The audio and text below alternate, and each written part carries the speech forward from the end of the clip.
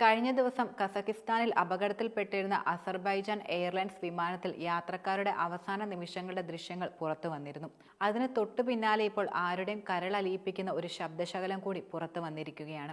അപകടത്തിൽപ്പെട്ട വിമാനത്തിലെ chief flight അറ്റൻഡന്റായ ഹുക്കുമ അലിയേവ എന്ന യുവതി വിമാനം തകരുന്നതിന് മുമ്പ് യാത്രക്കാരെ ആശ്വസിപ്പിക്കുന്ന വാക്കുകളാണ് ഈ ശബ്ദത്തിൽ. മരണം മുന്നിൽ കണ്ട് നിലവിളിക്കുകയും അവസാനമായി വീട്ടുകാരെ വീഡിയോ ഫോണിൽ ബന്ധപ്പെടാൻ ശ്രമിക്കുന്നവരോട് ഒന്നും പേടിക്കേണ്ടതില്ല, എല്ലാം ശരിയാകുമെന്ന് നിരന്തരം പറയുന്ന ശബ്ദമാണിപ്പോൾ സമൂഹമാധ്യമങ്ങളിലെല്ലാം തന്നെ വ്യാപകമായി പ്രചരിക്കുന്നത്.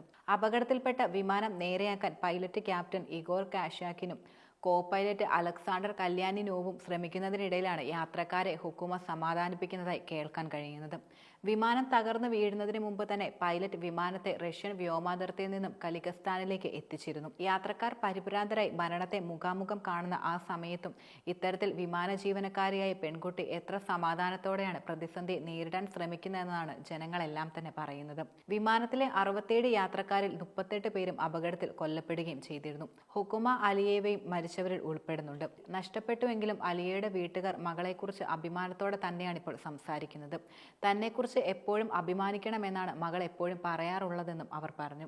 എന്നാൽ വിമാനം തകർന്നു വീണ സംഭവത്തിൽ വിശദീകരണവുമായി അസർബൈജാൻ എയർലൈൻസ് രംഗത്തെത്തിയിരുന്നു.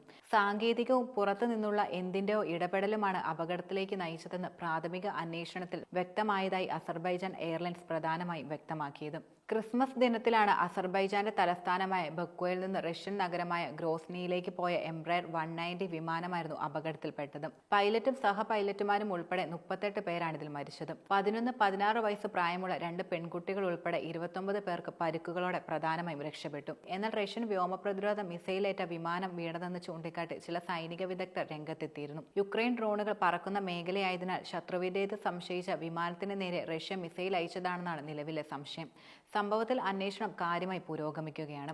എന്നാൽ വിമാനം തകരാനുണ്ടായ കാരണത്തെക്കുറിച്ച് അഭ്യൂഹം പ്രചരിപ്പിക്കരുതെന്ന് അസർബൈജാൻ പ്രസിഡന്റും വ്യക്തമാക്കി രംഗത്തെത്തി. കാലാവസ്ഥ മോശമായതിനാലാണ് വിമാനത്തിന് വഴി മാറ്റേണ്ടി വന്നതെന്നും അദ്ദേഹം കൂട്ടിച്ചേർത്തു. ആദ്യ വിമാനം കസ്പിയൻ കടലിൽ ഇറക്കാനാണ് മുഖ്യ പൈലറ്റ് തീരുമാനിച്ചിരുന്നത്.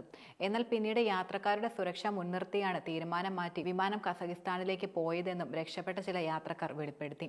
വിമാനത്തിൽ വലിയൊരു പൊട്ടിത്തെറി ശബ്ദം കേട്ടതായും ചില യാത്രക്കാർ പറയുകയുണ്ടായി. ദുരന്തത്തെ തുടർന്ന് ആദ്യം പുറത്തുവന്ന വാർത്തകളിൽ പക്ഷിക്കൂട്ടം ഇടിച്ചതാണ് അപകട കാരണമെന്ന് വ്യക്തമാക്കുകയും ചെയ്തിരുന്നു.